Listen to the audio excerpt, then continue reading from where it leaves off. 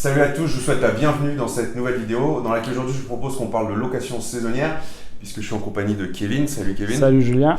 Donc Kevin il va se présenter dans un instant et vous allez voir qu'il a fait des choses assez sympas en loc saisonnière. Du coup là on est dans un de tes appartements, le dernier en date c'est ça C'est ça, ouais, le tout dernier. Donc qui est assez atypique, je sais pas si vous voyez on est assis sur un jacuzzi en fait, donc c'est plutôt sympa et donc il va se présenter, il va vous raconter ce qu'il a fait, comment il l'a fait, voilà. Ça se passe tout de suite sur immobiliermeublé.fr.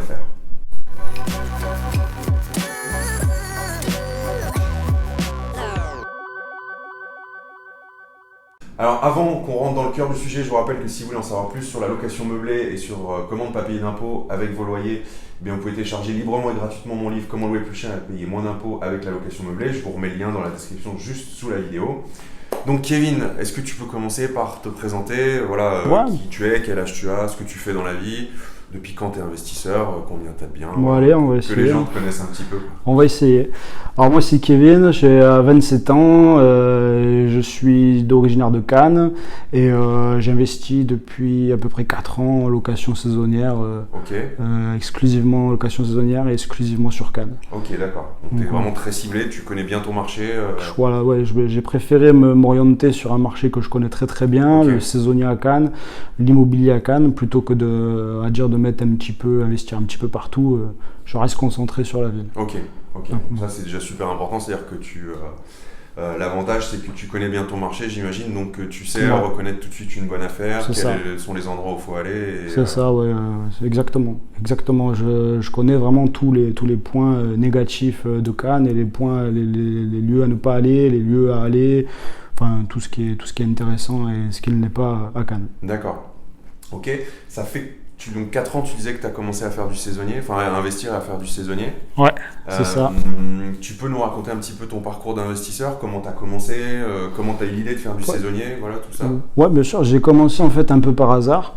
J'ai acheté une résidence principale, à savoir je sortais d'études, ça faisait 9 mois que je travaillais. D'accord. J'ai trouvé un petit CDI comme ça en grande surface et je vivais dans un 17 mètres carrés en location et puis je me suis dit, il faut peut-être que j'essaye de trouver quelque chose d'un petit peu plus grand. Et du coup, en cherchant un peu les tarifs, je me suis dit, putain, c'est trop cher, c'est trop cher. Rien que pour un petit 2 pièces à Cannes, on est aux alentours des 600-700 euros par mois, quoi. Donc, et encore, je suis gentil, quoi. Et du coup, en discutant avec ma mère, elle m'a dit, essaye d'acheter. Je dis, putain, mais en fait, c'est pas con. J'ai commencé à regarder un peu les annonces, les tarifs, faire des simulations de prêt. Je dis, si j'achète, ça va me coûter moins cher. D'accord, moins cher que de rester locataire. Et du coup, je me suis dit, allez, on achète. Du coup, j'ai ciblé mon quartier dans lequel je souhaitais acheter. Ça faisait pas longtemps que j'habitais à Cannes. Je me suis dit, je vais habiter proche du centre, proche du Palais, parce qu'à Cannes, on a énormément de saisonniers avec le Palais, le festival du film. Et du coup, je me suis dit, autant essayer de voir pour peut-être essayer de faire de la sous-location, enfin de la location pendant les week-ends ou pendant les périodes exceptionnelles comme le festival du film. Du coup, je me suis dit, j'achète dans le centre. D'accord, donc ton idée c'était, si je comprends bien, acheter ta résidence principale mais bien placée pour pouvoir l'utiliser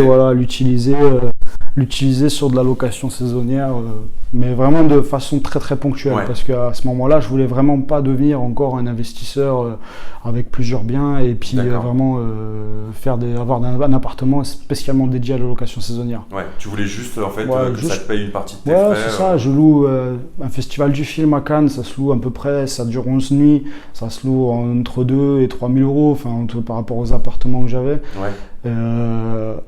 Sur des apparts où tu as à peu près 600 euros de crédit, autant te dire que tu as quasiment payé la moitié de ton année de crédit en le libérant seulement 11 nuits. Quoi. Donc tu t'es dit il y a moyen de faire quelque chose de sympa en rentabilisant. C'est ça. Donc en fait, c'était vraiment juste, je récupère un peu de pognon en louant quelques jours, quelques semaines de temps en temps et je vis 2 ans le reste. Quoi. D'accord. Donc voilà. Donc ça, c'était mon premier investissement. Après, j'ai changé de travail. Du coup, je suis parti commercial sur le secteur de Nice. Du coup, j'ai déménagé à Nice. D'accord. Par rapport au boulot, c'était une des conditions pour laquelle je devais... si j'étais pour être pris dans cette boîte, il fallait que je sois mobile et que j'aille habiter à Nice. Du coup, je dis j'ai commencé déjà à gagner pas trop mal d'argent avec cet appart. Ouais.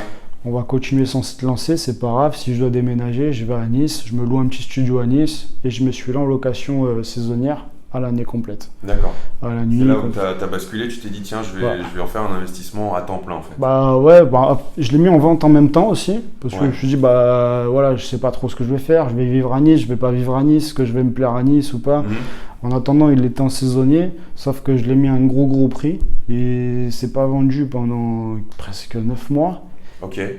En même temps, je n'étais pas pressé, donc je faisais pas d'effort non plus pour le vendre rapidement, parce que en fait, dès que je suis parti et que je l'ai mis en location à l'année, ça a cartonné. D'accord. Ça a cartonné et je suis arrivé sur une année complète de location saisonnière à faire à peu près du 20-21 000 euros de chiffre d'affaires. Sur un appartement, 21 000 euros de chiffre d'affaires à l'année. Voilà, c'est ça. D'accord. Donc du coup en fait, cet appartement, je l'ai vendu. Ouais. Il a fini par se vendre. J'ai baissé un peu le prix, même pas mal. Mais du coup, j'avais d'autres projets en tête. C'est d'acheter en fait plusieurs appartements, mais disons avec des surfaces un peu plus petites pour essayer en fait de rentabiliser un peu plus cette surface. Parce que je partais du principe que à un moment donné, un toit, ça restait un toit qui est 20 mètres carrés ou 40.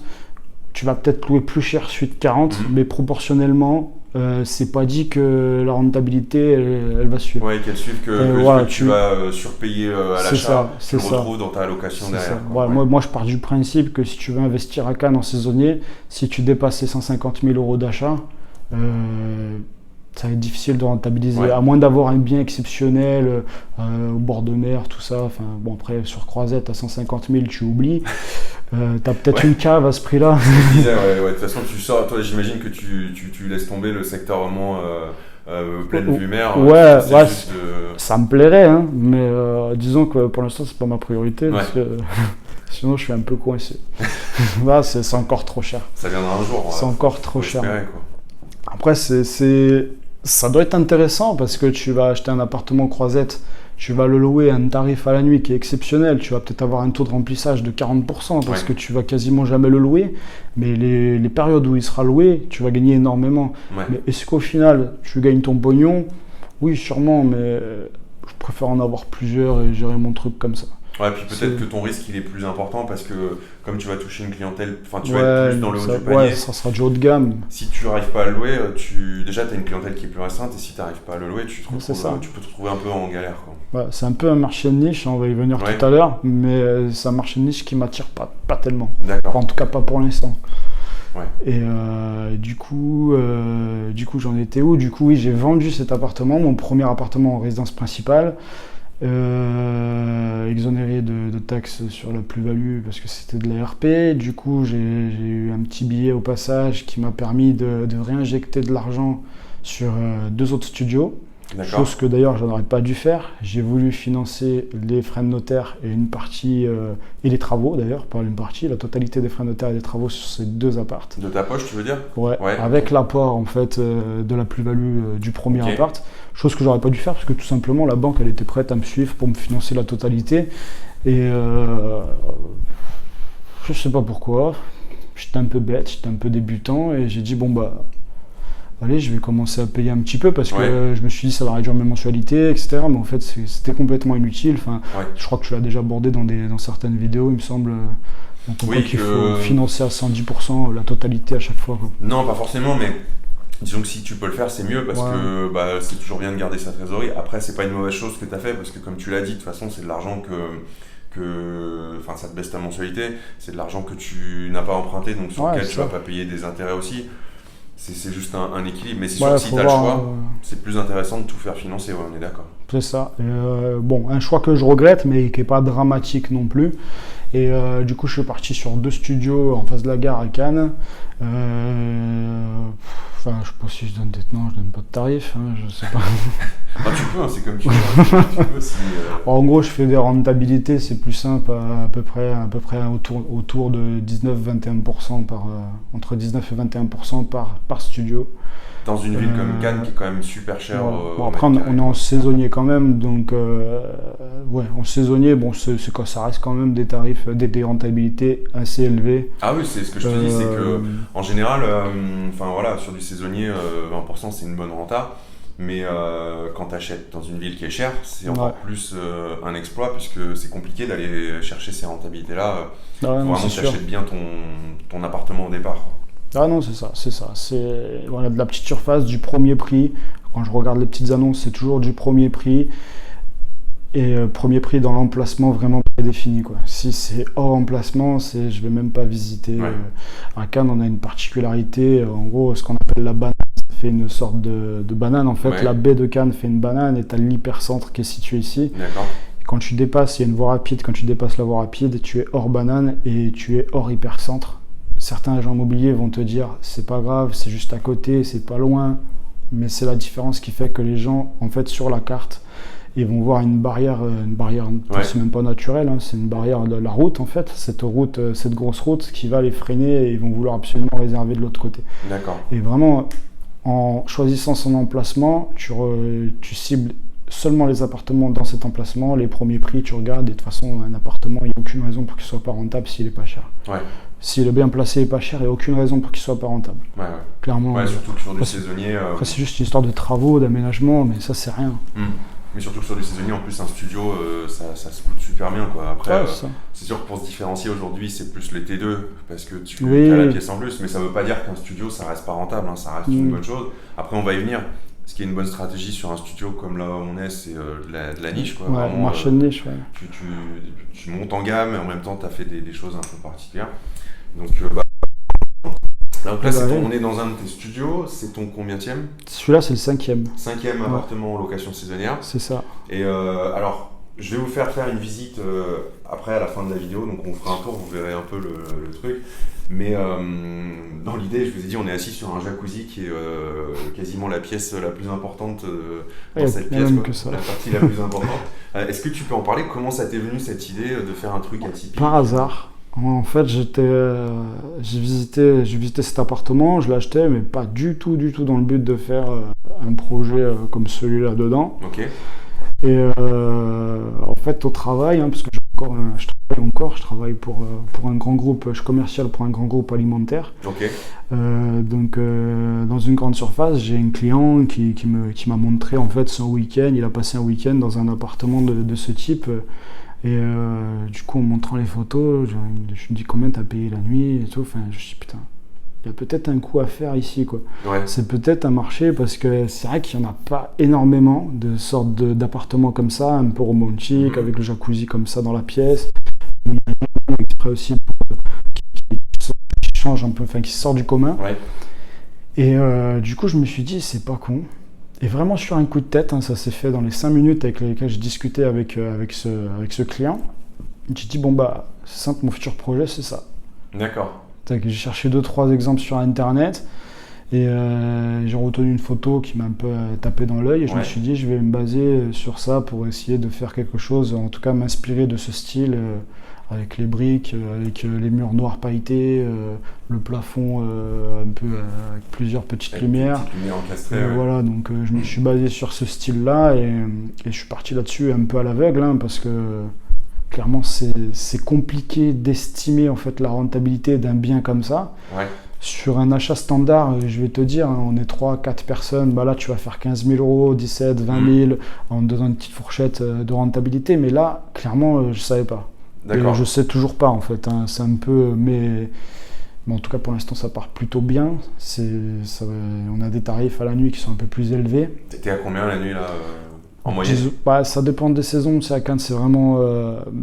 ça change tout le temps parce qu'il y a des congrès, tu vas arriver à une période creuse, mais tu vas avoir un congrès, un festival, un truc qui va attirer un peu de monde et le prix grimpe. Mais disons que la fourchette, quoi, entre la le plus fourchette, faible et le plus élevé. C'est entre 100 et 250 euros la nuit, donc c'est une grosse fourchette, hein, mais c'est pas mal. Mais là, voilà, actuellement, on est à 250 € la nuit pour le festival. Ouais, il faut savoir que là, au moment où on tourne cette vidéo, ce soir, c'est l'ouverture du festival. C'est ça.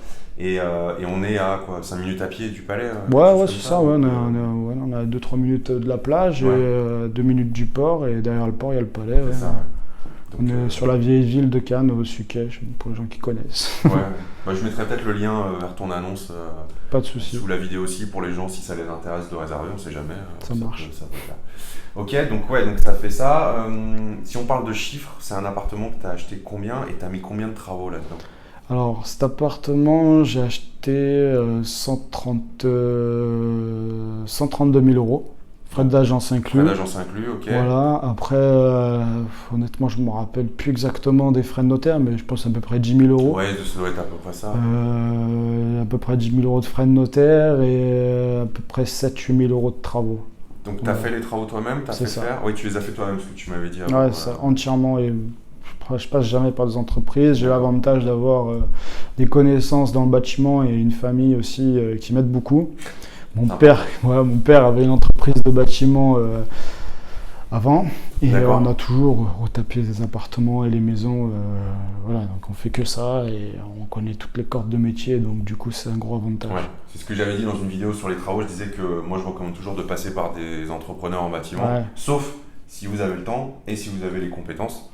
Toi c'est le cas, donc effectivement, je pense que vu le niveau de finition des travaux là, si tu étais passé par une entreprise, ça t'aurait coûté beaucoup plus cher. Je pense 3 ou 4 fois plus cher. Ouais, c'est ça quoi. Donc là tu m'as dit au moins une 3. à peu près, au moins une 3 fois plus cher, je pense. Combien de surface là dans l'appartement? Et à 30. Ouais, donc tu aurais eu 30 000 € de travaux quoi. Ouais, je pense. Oui, donc là ça vaut le coup parce que tu as quand même fait une sacrée économie. Ah oui. Ouais, c'est sûr, j'aurais peut-être un peu moins de déficit à mettre sur la compta. Au final. Ouais, mais si tu le retrouves dans ta rentabilité. J'ai pas eu besoin de le financer, j'ai financé 8 000 € de travaux, mais j'ai pas. Voilà, c'est quand même différent entre 8 et 30 000 €. Honnêtement, je préfère sortir 8 000, même s'il faut défiscaliser derrière les 30 000, c'est sûr, c'est cool, mais. Et puis il y a la rapidité. Cet appartement, on l'a fait en 4 semaines. De A à Z, on a tout cassé, des cloisons, il y avait tout, on a tout cassé de toute façon, parce qu'il n'y avait rien qui correspond à ce qu'il y a actuellement. En 4 semaines, parce qu'on est H24 dedans et qu'on ne perd pas de temps et qu'il ne faut pas attendre que l'électricien il a tiré ses câbles ou que le plombier ait passé ses évacuations.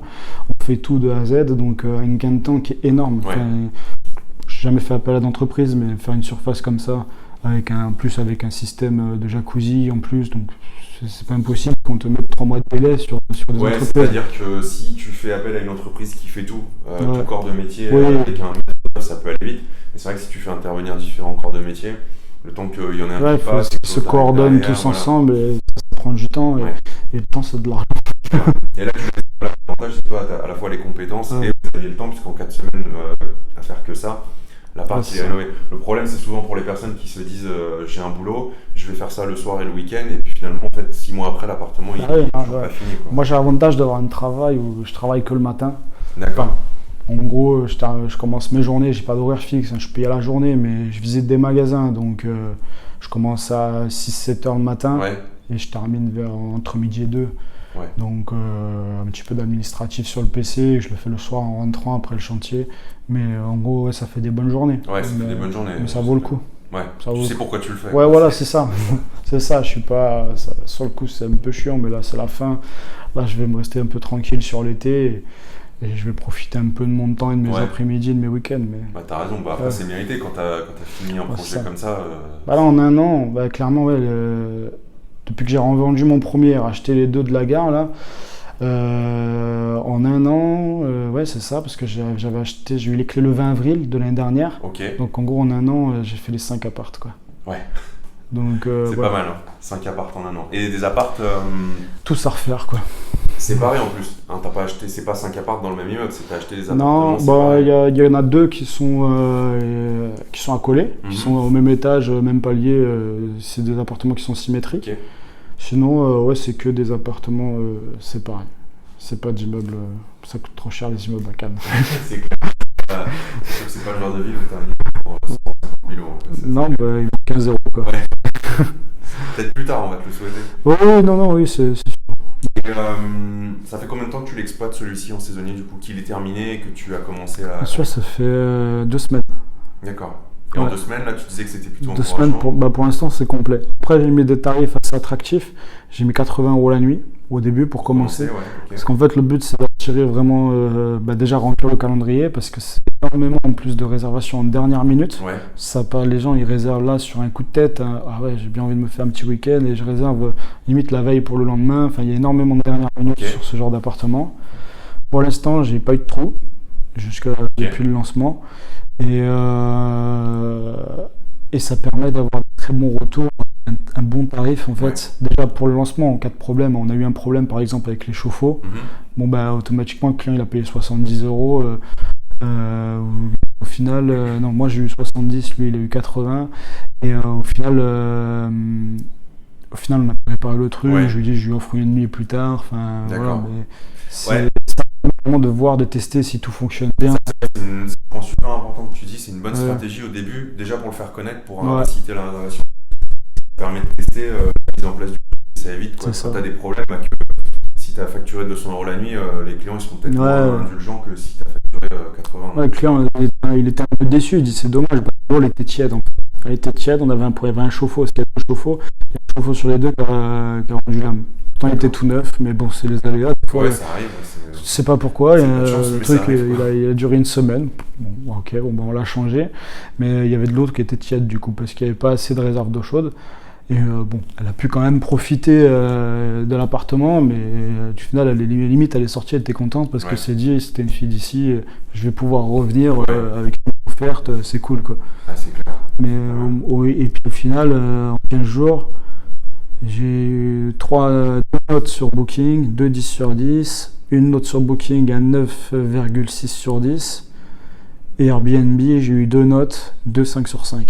Donc au final, c'est le tarif qui fait ça, il y a aussi la prestation de l'appartement. Vraiment de commencer parce que tant qu'on n'a pas, je crois, 5 notes si je ne me trompe pas, on n'apparaît pas avec les notes en fait. Donc, tu vois ce que je veux dire ? Oui, je vois ce que tu veux dire. Alors, je me souviens plus, c'est vrai que moi, ça fait un moment que... Je crois que c'est 5 notes. Mais... Je crois qu'au bout de 5 notes, il y a la note qui s'affiche sur l'appartement. Oui. Et je crois que sur Booking, c'est ça, de toute façon. Airbnb, je ne sais plus. Je travaille plus avec Booking, donc Airbnb, je suis pas trop calé. Enfin, non, moi non plus, c'est pas le gros de mes réservations, mais ce que je sais, c'est qu'à la 10e, je crois que de mémoire, c'est 10 où tu passes super host. Oui, tu peux prétendre en fonction après des commentaires et tout. Ouais. Mais oui, en fait, au final, ça permet. Enfin voilà, je mets des tarifs pour remplir le calendrier parce que automatiquement, le soir où j'ai fait les photos, il était en ligne et il fallait qu'il se réserve de suite. Quoi, donc, je voulais pas attendre une semaine avant que la réservation tombe. Quoi. Ah bah non, c'est clair, le temps c'est de l'argent. Plus vite tu le mets en location, plus vite. Je pars du principe, même si quand il y a des trous, là tout à l'heure, je suis passé sur du 100 € minimum la nuit. Si une bêtise, mais imaginons j'ai un trou ce soir. Ce soir je vais casser le tarif. Bon là on est en festival du film donc c'est différent, mais sur la période creuse il y a un trou, je vais casser le tarif parce que je pars du principe que je préfère gagner 80, 70 plutôt que de 100 ou 150 et avoir mon appartement libre, occupé quasiment la totalité du temps. Il vaut mieux comme tu dis baisser ton prix à 80 mais que les 80 tu les rentres. Il vaut mieux prendre 80 que rien du tout. Rien du tout, que de rester buté à 150 ou 200 et tu prends rien du tout. D'accord. Certains propriétaires, ils sont un peu... quand tu leur dis baisse ton tarif, ils disent mais non, mais mon appartement il vaut plus que ça, je vais pas le baisser à ce tarif. Mais oui, mais mec, tu veux gagner de l'argent, baisse ton tarif. Et tu verras, tu as l'argent qui va rentrer quand même. C'est exactement ça, c'est une technique en plus qui est utilisée par même les plus grands hôtels. Quand tu vas sur des sites comme c'est le travail des channel managers, je crois qu'on appelle ça. Oui, voilà. Et même les plus grands hôtels, quand on voyait des prix, quand on faisait en dernière minute, que le prix passe de 150 à 100 € dans un 4 étoiles, c'est exactement ça. Les gens ils préfèrent remplir la nuit, même en cassant le prix que par... Ah bah bien sûr.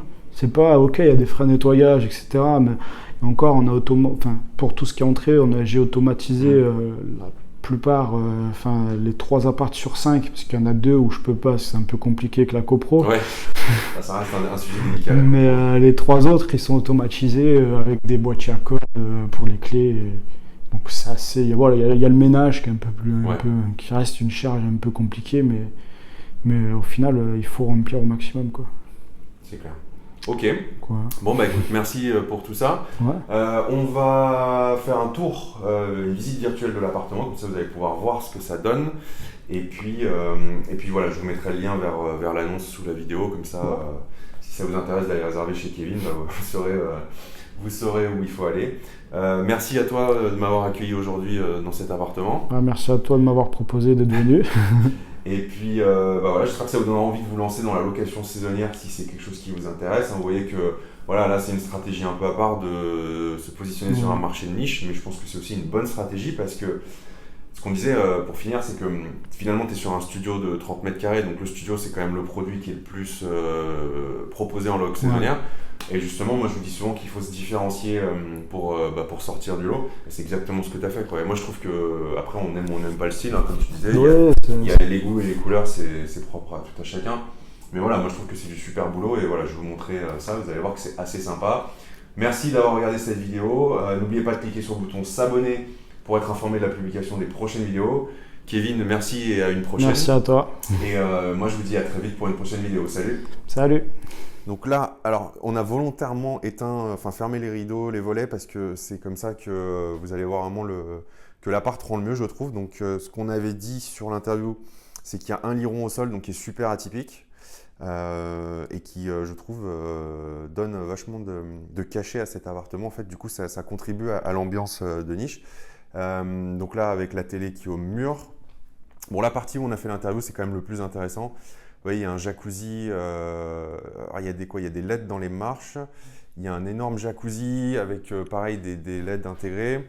Il y a, je pense que vous voyez là, un mur peinture avec du brillant. Là, il y a un mur en, c'est quoi, c'est imitation pierre ou c'est du parement, ouais.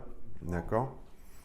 Avec des galets juste en dessous. Donc moi je trouve ça super sympa en fait, ça donne un côté assez cosy. Et le jacuzzi, c'est un 2 places, hein, donc c'est vraiment ambiance romantique. L'idée c'est de faire un appart pour petite nuit romantique en couple.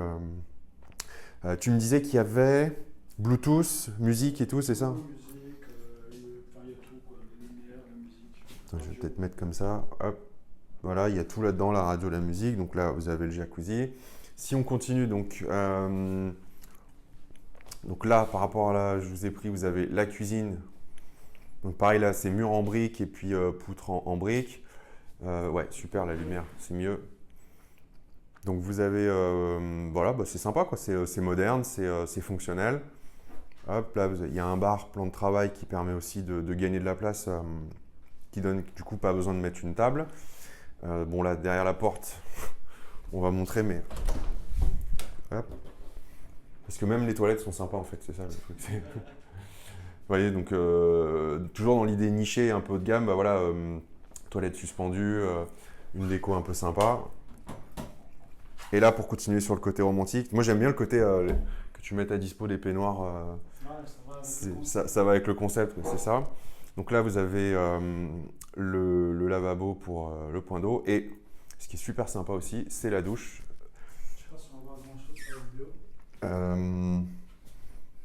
Ouais, avec l'intensité lumineuse qui varie, c'est ça que tu me disais.